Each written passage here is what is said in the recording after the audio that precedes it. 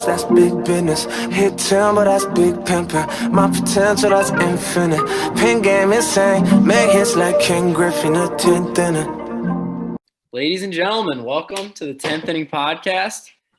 We got a new wrinkle in our setup today. As always, I'm Sean. He's Dan. Dan, you want to tell the folks where you are right now as you chew on that dandelion?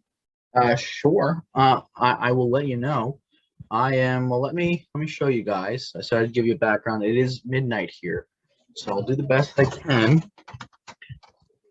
Maybe can you see a little bit of the? How you guys doing? A little bit, yeah. A little bit of this face streets there. London. I am in London, England. That sounds ridiculous just to say. To be frank with you, but that's currently where I'm at. I'm at my flat, and yeah. That dandelion there is from. Where is that dandelion from? It is from Betsy Trotwood, pub that I was at earlier today. Didn't get anything to drink. I'm not a big drinker, but I did watch a comedy show there with some people. And I'm trying to find Jared Kelnick, and I don't find him anymore. So the 10th inning goes international. Is basically 10th inning goes international. Thank you. Yes. And is this week 5 of the season already? You know, Sean, I think it is. We're past the month now. We are. We really are. It's crazy to think about. It's very crazy to think about. I guess we want to jump right into some league news that occurred this past week. I mean, Sean, do I want to jump into it? Frankly, you're the league news guy. Do you want to jump into it? I would love to. I'd be honored to jump into it. Then you got to jump into it. All right. So I want to start with something that happened, I believe, last night or the night before. Albert Pujols, the machine, pitched for the St. Louis Cardinals last night. I believe he's the second oldest player to make his pitching debut. He gave up some runs, but it's Albert Pujols pitching. That's all you got to say right there. That's fantastic. Yeah, absolutely. This game was kind of a momentous game for the Cardinals as a whole. Yadier Molina and Adam Wainwright recorded their 203rd win together as a battery, which is the most of all time. This happened the same game, and they throttled the Giants. So it was all around good day for a St. Louis Cardinals organization. Probably, I say, obviously Pujols is going to the Hall of Fame. Yachty is too. Wainwright, I don't know. I'd have to really look in depth. I'm going to go with probably not. But either way, 3 very good players, 3 players that will definitely have their numbers retired by the Cardinals. It's kind of cool that all those things transpired on the same night. You're a hard Yachty Hall of Fame guy? Yes. His offensive numbers are solid. Not great. They are good. They're very good. I think but his defense and his command of the position. I think with catchers, you can kind of maybe put the offense to the side a bit because their job is so difficult. And how many Gold Gloves? He is pretty much revolutionized how catchers or some catchers control the run game. Loves throwing down to really any base and is very hard to steal off of even at. I think he's 39 right now, maybe 40. But yeah, I think he'll be in the Hall of Fame. Yeah. If you don't mind, I'm sure you have more league news, but could I bounce? I usually don't, but I have league news this time. Go for it. And honestly, fits in. We're talking about Albert Pujols, former Angel. I'm sure you know where I'm going with this. I want to talk about a current Angel, and honestly, my new role model, because Sean, he's a lefty, folks. I bet you he's been telling his managers ever since he got to the league. I could just let me get up there for one at bat. I'll show you. And today, he finally got that shot, Sean. And Anthony Rendon didn't fucking disappoint. In his 180, he went blockada. And today, we are going to watch a video of it. Because I did say we're going to get more videos here. I'm going to share my screen. It was off of, was it Brett Phillips, right? It was off of Brett Phillips. It wasn't off a real pitcher. I was saying that. I was saying Brett Phillips, also a great guy. Right. Oh, God. Listen, this showing video is a work in progress. We're going to get there. What a beard. Now let's watch.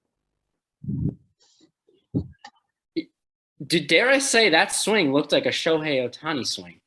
And I'm not just messing around. That actually looked a little bit like Shohei. Maybe he must have did that on purpose. Oh, that's a sweet stroke. He has a little cargo bat flip at the end too. He's done that before. Is what I'm telling you. Yeah. I'm gonna show one time I feel like it was something away. Just sit back and enjoy it, guys. Take a look at this. Little leg kick too, Sean, with it. That's the Shohei right there. Yeah. That's beautiful. But I hope you guys appreciate the video sharing. Hopefully there'll be a little more today as well. But that's your first taste there. Anthony Rendon hitting a lefty homer. We need more of that in baseball. If you're up by 10 runs, I know it's the major league stats count, at the end of the year. If he had struck out there, they wouldn't care that it was lefty. They'd argue against it. Like, you had X amount of strikeouts. It could go against him. Guys, it's a game. And it's more than a game. It's entertainment. I think sometimes we forget that we're in the entertainment business and not in, like, the business. We're selling entertainment. Mm. It's a product, but the product is entertainment. We need to provide value with the product, and that value comes in oddly Pujols pitching and Rendon hitting lefty bombs. Yeah. So and bring Pujols more, please.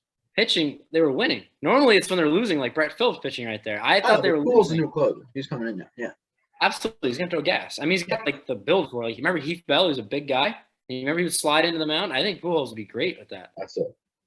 But yeah, that's a fun way to start off the weekly news. I like that. Next thing I have down, this is a very fun guy, Nasty Nestor Cortez. The guy is on fire. He's leading the league in ERA. I believe his ERA is 1.43. Shout out Zeke. Yeah, Zeke. Yeah, he said it's top 10. We thought he was crazy. Frankly, he's making us all look bad between Verlander, Astros, and all that other jazz. Yeah. But either way, Nasty Nestor Cortez, the guy is, speaking of entertainment, he is an entertainer. On that mound, the little shimmies he does, he's got a little mustache sometimes. And he's a very down-to-earth guy, too. I saw an interview, and they asked him, would you consider yourself the best pitcher on the Yankee staff? And I believe he said, no, Garrett Cole's the best pitcher on the staff, and I just like to go out there and have fun. Something along those lines. That's not verbatim. But that you can't not love a guy. I mean, I hate the Yankees, but I love Nestor Cortez. He's that guy that I've been saying for like the last 3 or 4 years. We have nobody that you just want to watch. They just you hate them all, even though they're decent. Yeah. This guy, I feel like even if you started sucking, you'd be like, but it's Nestor. Let's watch this guy. Yeah. That's the Brett Phillips character. Really not a starting player, right? But people want to watch him. Those are the guys you need. I'm happy we got Nestor. And Sean, you know how we feel about the transparency here. 1.35 on the ERA. 1.35, my bad. Still major league leading. I just got to get you back. Major league leading, 1.35. Thank you. Nasty Nestor. Nasty Nestor. In my notes, I just wrote Nasty Nestor on here. Also, timeout. Pablo Lopez, 1.05. NL league leader. Nasty Nestor, AL leader. AL leader. Yeah. We're just got to save face here on because that. If they go listen to this and then go out in public and say something, and they get shunned because they were wrong, because people are assholes these days. I don't want them to have a negative connotation about us. The only good gets the truth here, guys. That's all you're gonna get. Even if I cry as soon as we hang up, it's okay. Next thing I have on the list here, Cincinnati Reds managed to lose a game without giving up a hit. I got Hunter Green, man. Frankly, I'm not surprised, but it had to come against the Pirates, another terrible team. It's just like that was bad teams coming together. You knew something bad was going to happen, and you got that. This is the first time it's happened since 2008. And I was shocked. I thought it would have never happened. It's happened 6 times. Yeah, 2008 isn't that long ago when you think about it. So that was mind-boggling. And ironically enough, I think the first team to ever do it and win was the Reds, but this is like back in like the 1930s or something. Yeah. Way long time ago. But yeah, I saw that. I saw the highlights, and it's just it's the most Cincinnati Red thing, 2022 Cincinnati Red thing that could ever happen. I'm going to pick up there because I also wanted to speak about it a little bit, obviously, who won. Pretty crazy week. Yeah, I mean, Hunter Green, I think, had 5 walks in the game. It's either 4 or 5 walks. He walked the last 2 batters he faced, both with 105 or 106 plus pitches. I think he finished with 118. I think it was 110 plus in both at bats. Go ahead. 115. What? 115, actually. Thank you, honestly. Yeah. 115. So, I mean, I do appreciate who's the Reds manager these days. He's a poor soul, no matter who he is. I forget. I don't know. Yeah, I'll look it up. You keep talking. I'll let you know. He let him go as a rookie. This is one of the only times I'm like, I don't know. I don't think Hunter Green stretched out to go 115 pitches his rookie year. That's pretty, especially with people they haven't let go. I mean, who is he? David Bell. David Bell. Okay, former player. So I guess he's just getting in there, doing his thing. God bless you, David Bell. He'll be fired in a couple of years, but none of it is his fault. No. But the interesting thing to note, like I said, Hunter Green giving up a bunch of walks, so I understand why it was feasible. It wasn't like a bunch of errors. Hunter Green's post-game press conference, don't know if you heard it, but I was watching his emotion, and something that he said kind of stuck with me. He said, quote, they asked about how he felt about, losing in a no-hitter. And he said, I'm not worried about wins and losses this year. There's lots of positives to take away. I felt really great. And then he went into my fastball felt really good. My slider felt really good. But it stuck with me that he said, I'm not worried about wins and losses this year. We're a month into the season. Yeah. He's already, in his mind as a rookie, he's like, this year doesn't matter for my team. He's on a wasted year right now as far as team success as a rookie. First off, that's not a good attitude to have. No. Do I think the Reds will be competitive? No. But the fact they're so non-competitive that their players, the people who are, playing the games every day, don't even really feel like the wins and losses matter because at the end of the day, they don't have enough talent to win. I mean, that's not good, man. That is not good. No. I don't care about and it was a positive way in which he said it because it was like, I'm not going to let it bother me that I lost. I'm worried about my own personal development, which I do think is a good way to look at it. He's worried about Hunter Green. Hunter Green needs to get better, and that's what he's worried about. And listen, he's got to be worried about himself. But he's only saying that because the position he's put in right now is he doesn't have a team that he's playing for. He doesn't even think he's really on a team, which is it's just devastating, really. It's like he's at a training camp. He's just getting reps against other major league teams. I don't know if you have anything to say on that, but it's just insane. I've never even heard something like that. I think that for a lot of those teams, they know they're going to suck going into it. The mentality. I would hate to be on a team like that where going into spring training, you're going to be terrible. They traded Winker, Eugenio Suarez. They let Castellanos go. They did nothing to make themselves better. So the players go into it. No, it's a terrible mentality. There's just a lot of bad vibes going around the team. Their owner or CEO, whoever he was, basically said the team can't make any money and they frankly should move to another city. Yeah. That was like an opening day. What a way to start the season. And the fans are starting campaigns to have them sell the team. It's kind of an ugly situation. Some guy was going to go to the bathroom in the bed of a Toyota Tundra. I don't think that ever happened. But, yeah, so it's just I guess at least he found the positive in that. But how do the guys respond to that in the clubhouse? My question is, do they even care? Are they in the same boat? Because that's a terrible boat, Yeah, I want to have a player that wants to win no matter what. Yeah, maybe that's an older school mentality in a sense. I don't know. But I don't want a guy that's like, yeah, I pitched well. We didn't win, but hey, I did well. These are the Cincinnati Red Stockings, Sean, the first ever MLB team. Yeah, one of the most storied teams in baseball. First ever. They play opening day first because they are the first team ever to play. This is where it started in Cincinnati. And they haven't won. I don't think they've won a playoff series since the 90s, I believe. And they used to always be good, like Barry Larkin. Yeah. The names go on. Joe Morgan. They had guys. Pete Rose. They're just it's pretty sad to see what they are, where the state they're in right now. That's not a mentality. That dude. You got to bring up that dude. Greatest second baseman of all time. B. Phillips. Any other league news you got for me? Oh, I got lots. Lots. I'm done. Okay. I have also Reed Detmers. I believe that's how you say it. They're a no-hitter for the Angels. Well done, later. Okay, yeah. He was also my one. I have two pitchers for the week this week. He's one of them. I'll say it now. I believe it's only his 11th MLB start. I believe. Sounds right.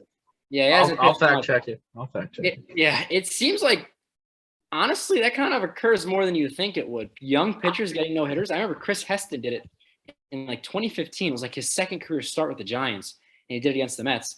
And you got to kind of get these guys for whatever reason. They haven't really made a name for themselves yet and thrown no hitters. It's kind of more of a occurrence than I thought. I feel like people's debuts are skewed to be pretty decent just because no one knows what to expect. They literally have no scouting reports yet. Yeah, I feel like so much of offensive success, because it's all or nothing now, is fueled by so much like just analytics and scouting reports that when these pitchers first come up, their first like 2 or 3 starts, they're able to do well. At least that's what I've noticed. no, I agree. It really is just like what, like, you know, when people say like, what would you do like if the internet crashed or all the lights turned off, like electricity died? Like nowadays, what would we do? There's a time in which electricity wasn't a thing. But like, how would we communicate? What would we do? Baseballs right now, what would you do if analytics went away? I don't know where to play in the field. I don't know. You know, like, I'm sorry, but it's like the eye test. dependency is just like crazy. It's too much. 11, you got it right, by the way. At least I got that. Yeah, so you'll talk about him later, so I won't go too much into it. Baby Shark himself, Gerardo Parra, is retiring after, I believe, 12 years. I didn't hear that. Oh, he is, yeah. Wow.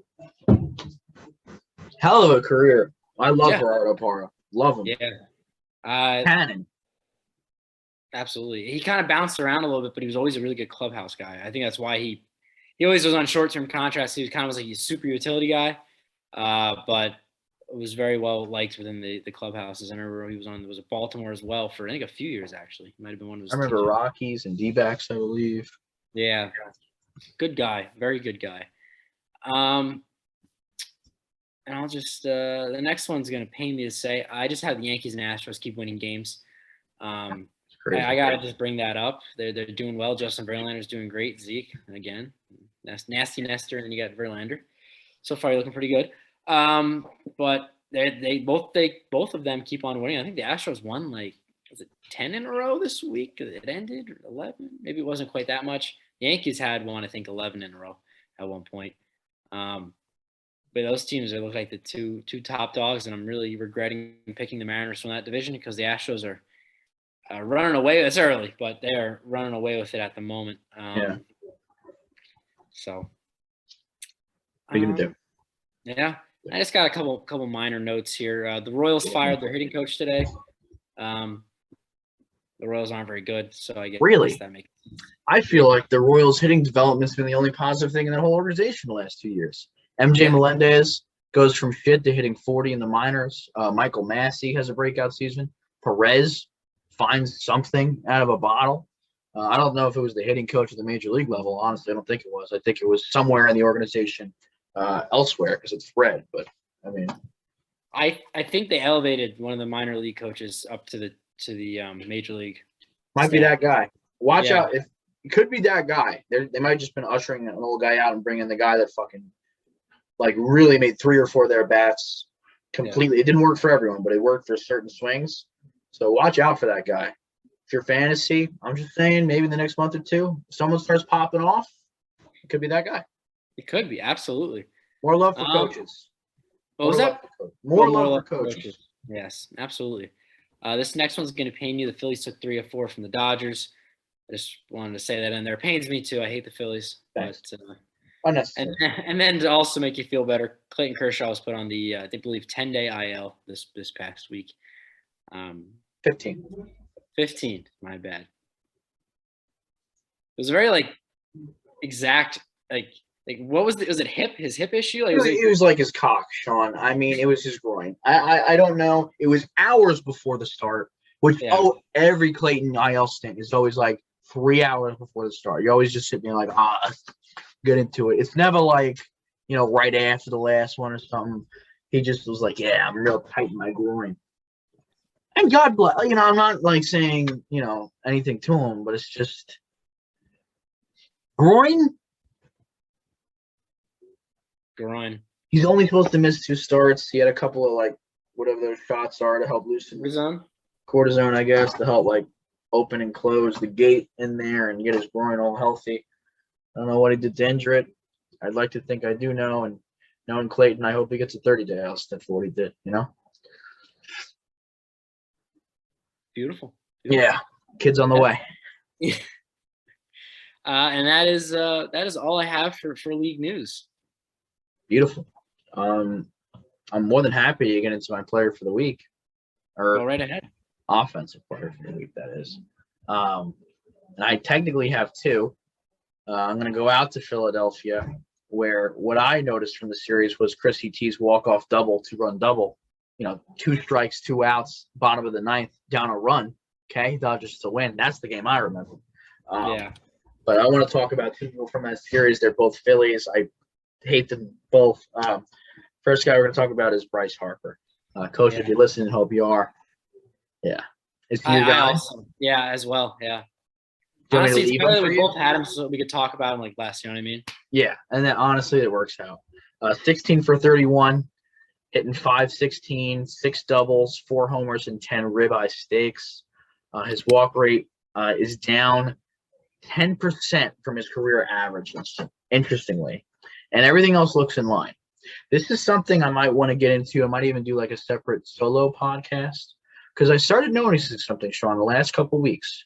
When I was writing my report on Harper, I was like, his walk rate's down a lot, and his chase rate is way up percentile-wise. And I've said that about 3 or 4 guys that I've had either on my watch list or like on Players of the Week, where like their walk rates are down and their chase rates are up, but their offensive production is almost up. And I've been like really like Luis Robert as well. I was like, why? What is going on here? I don't know what's going on here. But I was compiling a list, and I was like using fan graphs to kind of, I don't know, figure some stuff out and see who had like the highest chase rates and like the highest swinging percentage outside of the zone, outside of the strike zone. And there were some, really interesting names. Harper has always been a really high walk guy, really high on base guy, 400 plus every year, even if his average is 250, 260. He's not walking this year. He's swinging the bat a lot more. But just quick, I'm going to read through these names. Wander Franco, Seti Mulls, Vladdy, Harper, Salvador Perez. As of last year, his thing spiked as well. Castellanos, Bichette, Albies, Devers, Luis Robert, Tim Anderson. Those guys are all in like the top 30 of chase rate and like swinging outside the strike zone. So, and a lot of them have risen their chase rate by 10% or more, and their swinging percentage by 10% or more in the last year. So I don't know what it is, but there's been a trend. They're trying to do something. Yeah. I don't think anyone's been talking about it yet. I might be the first on the scene to bust out and see these stats. The players are swinging a lot more, and technically it's working for those players too. They're doing well. I was about to say all those names of those players have had good years last year and starts to this year. And I'm very confused because I don't understand, because they're also swinging more pitches out of the strike zone. But interesting, and again, I might do a whole solo thing on this. Their contact percentage, or like how hard they're hitting the ball outside of the strike zone, has not gotten that much better. Mm-hmm. It could just be it can't be I don't know. There's been an adjustment made, like they're trying to do something. I don't know what it is yet or the purpose of it. I don't think I found the stat to quantify it, but I'm on the case, folks. Anyway. But Harper, a guy who usually walks a lot, is not walking that much this year, is the point I'm trying to make. I'll get that walk rate for you when Sean's talking about him later. And I'll just go into the second hitter quickly. It's his teammate, Gene Segura. 13 for 28, 464, a double, 4 homers, and 8 ribeye steaks, 3 stolen bases for him. He's a little speed guy. He's got a 36% career hard hit rate. This season, it's 98th percentile at 55.3% of the time he hits the ball, he's hitting it hard. That is over 50% of the time he hits the ball, he hits it hard. So congratulations there to Gene, or Juan Segura, as my friend Rob calls him. 97th percentile in expected batting average at 330 is his expected. His actual average is 307. So he's balling out, and he's expected to do better. And his batting average, Sean, from last week, just from like last Sunday to this Sunday, went from 256 to 307. So pretty interesting. And another high chase rate. So question mark, is fuck Soto the move? Everyone's going away from the whole Juan Soto taking more pitches, who actually has had a little bit of a down season. I don't know. Harper's I'm looking at stats here. You talk about Harper. I got some more stuff to say, but I don't know what I wrote. I got to figure it out. I honestly don't have too much else to add on top of what you were saying. Yeah. Aside from thank God for his sake and the Phillies' sake, the DH is in the National League because he has, I think, a shoulder issue that won't be fully healed for, I think, a few months. So he's exclusively going to be in the DH role to keep his bat in the lineup. But ironically enough, he hasn't won the National. He won the National League Player of the Week award. He hasn't won this since he was on the Nationals, which I found kind of interesting considering he won the MVP last year. Yeah. Frankly, I felt like last year was a bit of an underwhelming MVP season. I mean, he deserved it. He was ahead of everybody else. But if you look at his stats, they don't necessarily jump off the page to you. They remind me very much of the Andrew McCutchen 2011. Is that year he won the MVP? National League MVP. But the numbers were good, but a little bit under past standards, I guess you would say. But yeah, either way, the Bryce Harper is raking right now. And do you want me to go into my pitcher, or do you want to keep talking about Bryce Harper? No, you're good. I have three more things I want to say real quick. First of which, Harper's walk rate this year is 7.5%. His walk rate last year, 17, the year before, 20. So this is like not a small reduction. This is a very large thing. Strikeout rate is 22.4%, the exact same as last season. Interesting. So they're chasing more, but not striking out more, which is also interesting. The numbers I had written was Harper's chase rate went from 60th percentile last year to 18th this year, and Segura's was 30th percentile to 20th percentile. That's the second thing. The last thing is, Sean, I said we're going to do more videos. I got to show a video. I'm a visual learner. I love. We're getting close. You know, we're not. I'm not at where I want to be. How streamlined I'm doing this whole process here, but you know, it's a learning curve. Absolutely. A little slow there for the hot stuff. All right, it's Phil Bickford. Well, outside fastball. One of the many homers Harper hit this week. Probably the biggest in that situation. Hope you enjoyed seeing that. Oh, I hit stop share. Didn't mean to. But you know what? We're going to wait. We're going to wait, Sean, because this is, again, a learning process. We got to figure out how I can make this more streamlined. Okay. I'm doing something here. I'm doing something. Do you have faith in me right now? I always have faith in you. Okay, we're going to share the screen. This one's interesting, actually. Well, this is me trying to make a custom glove. That's embarrassing. That was not my attempt at it. That's just what they have. I don't have all the different colors like that. This is Gene Segura. And believe it or not, he hit his 100th homer this weekend, Sean. Isn't that nice? Good for him. Good for him and well. But, you know. Well, Oppo shot as well. Just got out. That's what I call a Philly home run right there. He's a cutie, I think. I think the best way for me to go about it is to try and talk about them while the video is playing somehow. But do you hear a lot of the sound? Is it very loud? I didn't hear any sound. Perfect. Okay.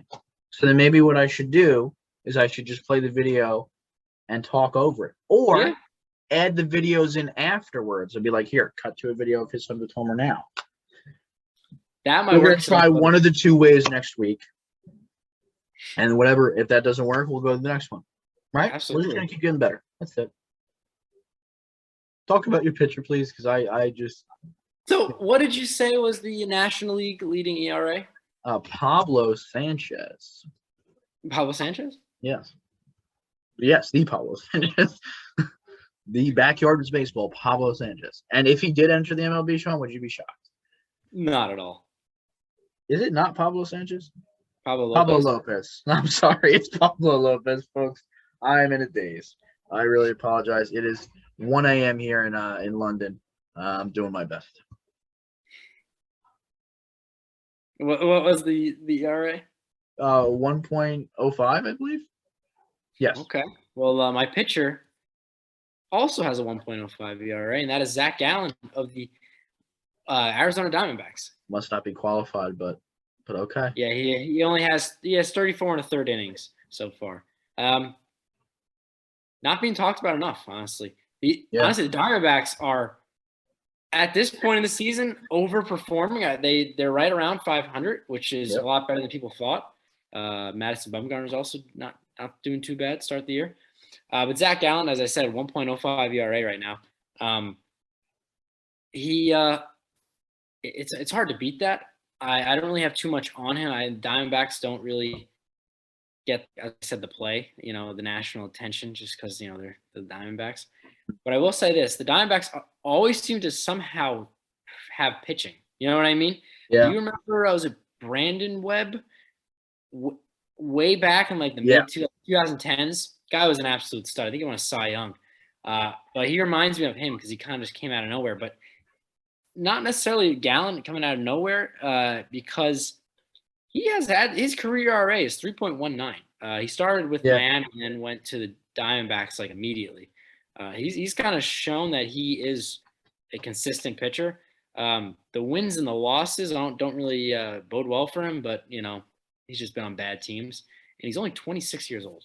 So none of that plays into how it's moving forward this year because we're in right here and now. But he is off to a fantastic start, and the Diamondbacks are off to a surprising start as well. I appreciate your analysis. My pitcher of the week is one of the guys I dropped. The other guy I dropped is I dropped not Eduardo Escobar. Sean, we're out here. I haven't had struggles like this since I feel like week 5, week 6. Remember those 3 episodes in a row I couldn't speak? I hope we're not having one of those episodes here. Eduardo Rodriguez, the guy I thought was going to win Cy Young, had a great start this week right as I dropped him. And maybe it was me. I'm sorry, buddy. But another guy I dropped just last week, I gave up on him, was Reed Detmers. And this is you're welcome. This is my highlight for the week. I'm seeing a pattern here. Me too. Frankly, me too. We're going to try this. We're going to try this second option here. Let's take a watch. Oh, you know what? Not going to work. Not going to work because I gotta read my script. Oh, and you know what? Makes sense. You guys just take a look. 1-0, 9 innings pitched, no hits, no earned. Obviously, 1 walk, 2 Ks. Interesting. Only 2 strikeouts. Only 2 strikeouts. That's versus Tampa Bay. Second pitcher in a row for my pitcher of the week to face the Tampa Bay Rays. No hitter. Let's just enjoy it. I didn't do any research because I thought it would be just good to take the 3 minutes I was going to talk and watch him get every out. So if you didn't get a chance to, you're going to get to on the 10th and 5. Is there supposed to be sound? What do you say? Is there supposed to be sound? Sean, again, it's a learning. Absolutely. I mean, it doesn't have to be. I mean, the visuals were beautiful. Yeah, it seems like it. I don't know how to do. How do you do? I think it's really yeah, now I hear it. Now it's just quite loud. Guys, look up the video of Reed Detmers. Okay, let's just put it this way: he threw a no-no. All right, I'm gonna share screen. We're gonna salvage this, so we're just gonna get the last out. And Sean is not gonna make me feel bad about the lack of sound anymore. Okay? I wasn't trying to make you feel bad. I just wanted you to know. Here we go. Oh, he already got it. We wasted the whole time, and he already got it. How do I go back? Oh, Sean, this is fucking. We're done. You guys can't see it. So look it up on your own. I'm done. I might leave the whole podcast, Sean. I might leave the whole podcast. Oh my God. No more videos. This is the last week we're trying videos. Actually, let's put the videos in after. Yes. Put the videos in after. And we didn't have to wait for next week for this fiasco to happen. We did everything in 1 week. Trial and error. Videos will now be added afterwards. You're welcome. Get ready for better content than this. Get ready. Oh, we're ready. So is it hot take time now? Yes, let's just do it. I don't know if it is, but let's do that. You got a hot take for you? A flaming hot take fresh out of the oven for us? Do I? Yeah. Yes, I do. O'Neal Cruz was not called up. I still think that my hot take is that he does get called up while struggling. That's still alive. I believe that. But my hot take for this week is Kelenic struggles mightily in AAA as well. And this becomes a lost season until he can fix his approach / mental confidence in the offseason. Here's where I'm sitting with Kelenic. As a mental player myself, I think this is mostly mental. We know what he can do. We've seen it in the minor leagues, but we've also seen his swing and his makeup and his character. Every scout has said the same thing. This guy has all-star potential, MVP potential. It's no joke. I don't believe Kelenic is a bust. I think right now he's playing like a bust because of mental shit. And here's my analysis. He was very outspoken and outspoken for with the whole Mariners. Everyone was talking about the whole service time manipulation, and he was kind of a poster child for that. They're like, why are you leaving in the minors? He's clearly ready for major league pitching. He said it himself. He was like a little bit upset once that video came out. He was like, yeah, I really feel that I could be there. I just want to be used the best way possible. And I feel like that'd be on the major league team. So when you putting some pressure on yourself when you say something like that.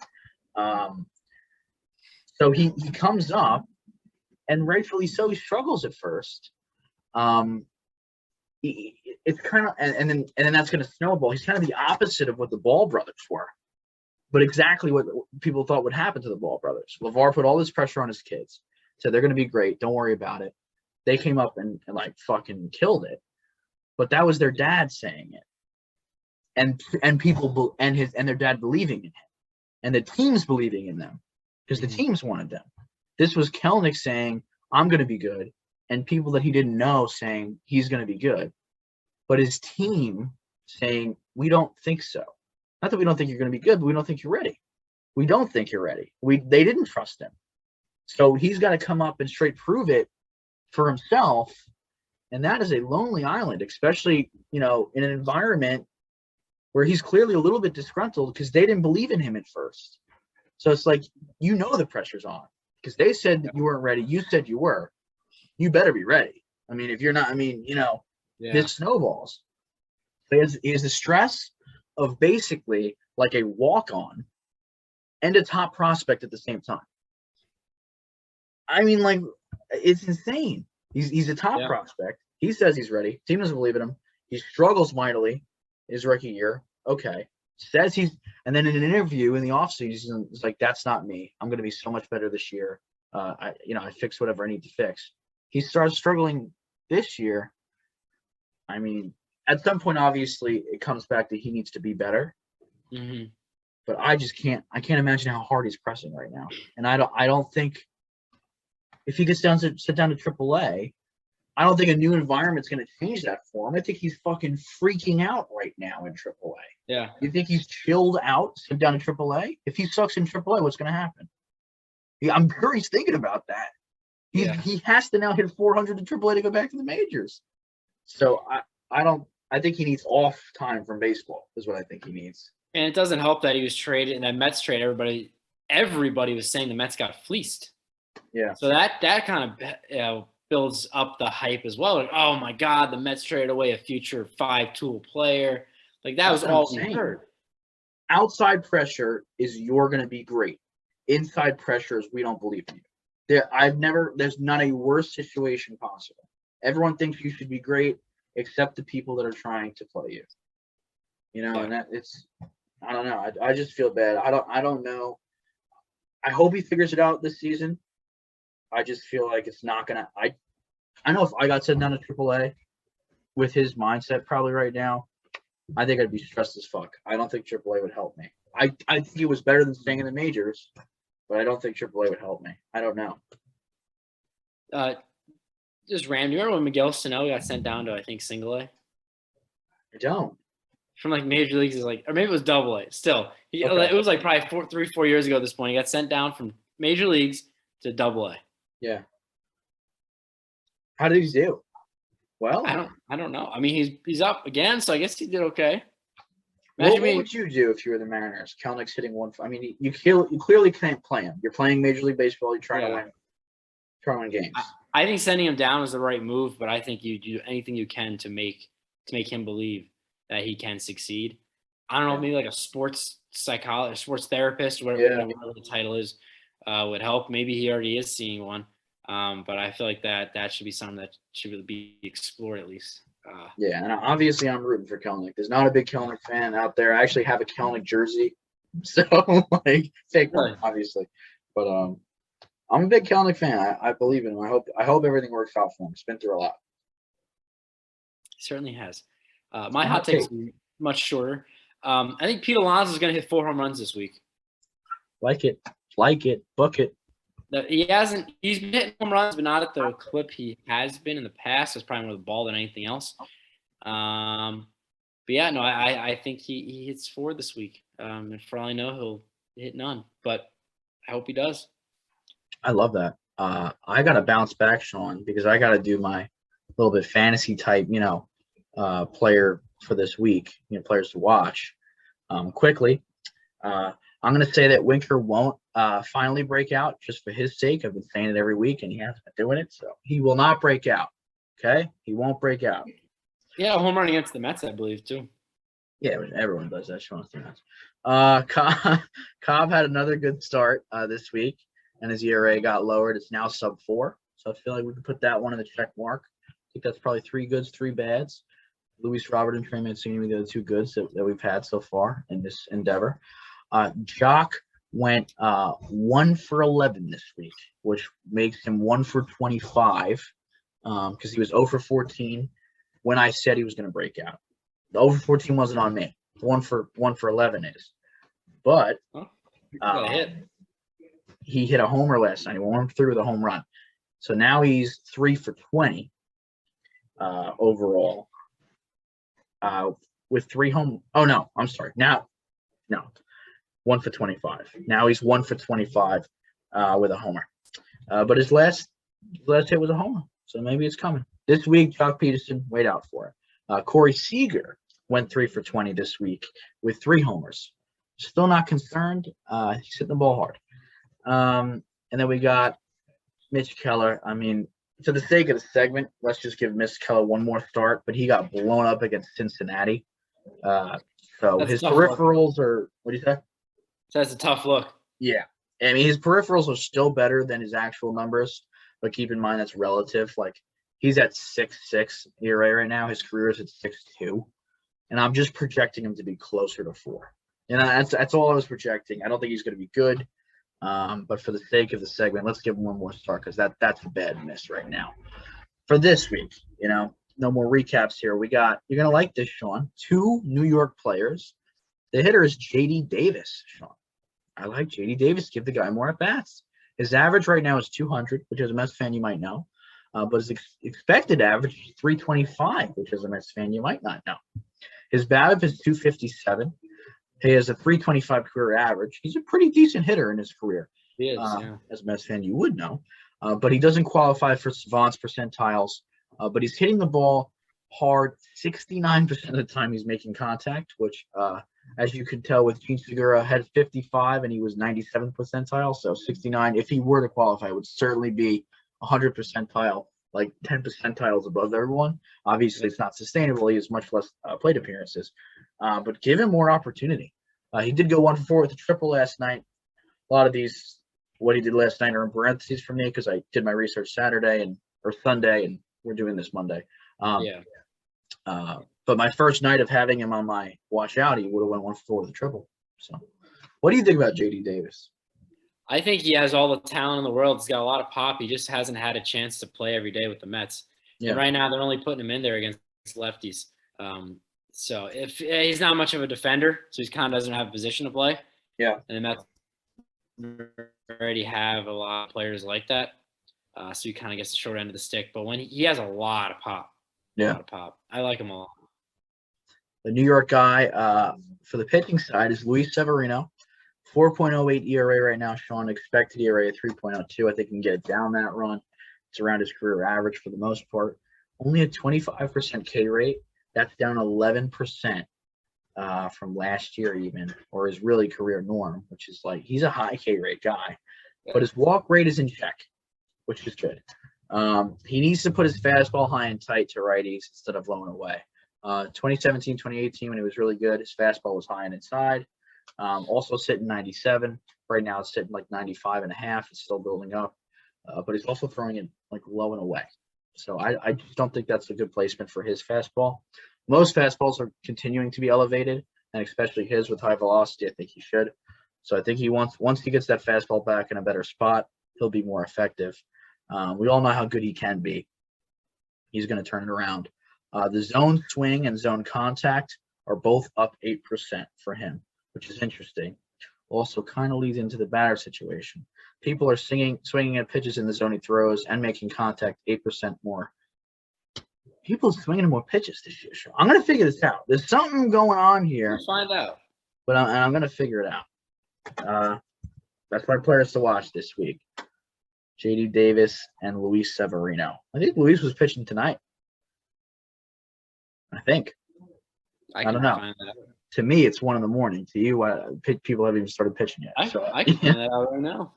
It's kind of difficult. I will, as Sean finds that out, discuss the picks to click last week. So I think we're at the finale segment here. Are we not, Sean? We are, yes. Okay. So last week, let's do a recap.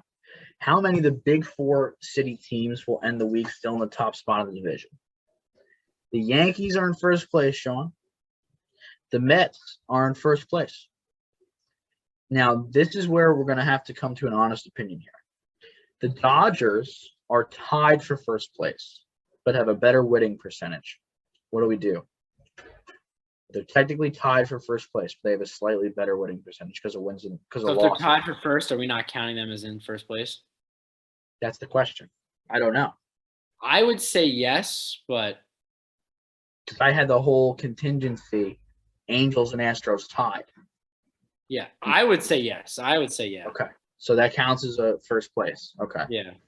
All right. So the Dodgers are in first place. The Angels are also tied for first place, but have a worse winning percentage. But if they're tied, they're tied. So that is technically all 4 teams. Sean said all 4 teams. So that's the point for Sean. Zeke said the Astros take it, but all the other teams are in first as well. Is Zeke also correct, though? Because the Astros did take first place, but all those 4 teams are still in first place, even though they took first place. So Zeke is right. I said 2.5, but I said the Mets and the Dodgers are in first place. LA ties, and the Yankees lose first place, which isn't true. So I lost, which is kind of unfortunate there. I got very close. So you and Zeke get a point there.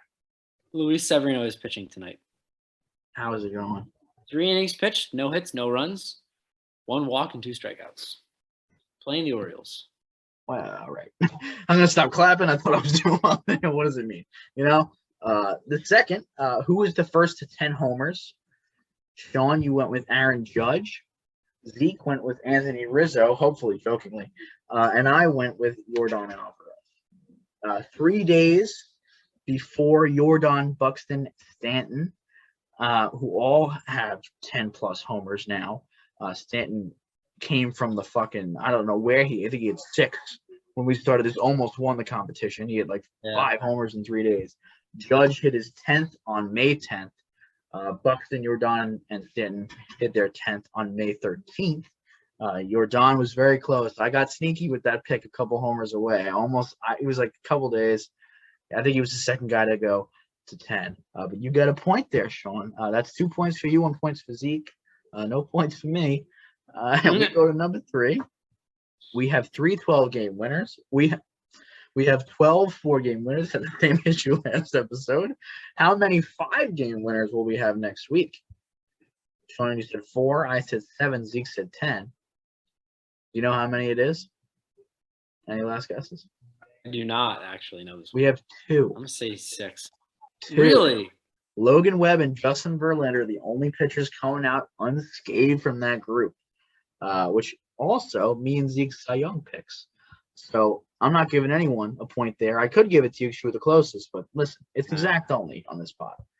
But yeah, out of 12, we had and 14, and then it'll be 14. So there's 2 more after this, after I wrote this. So 14 and 2.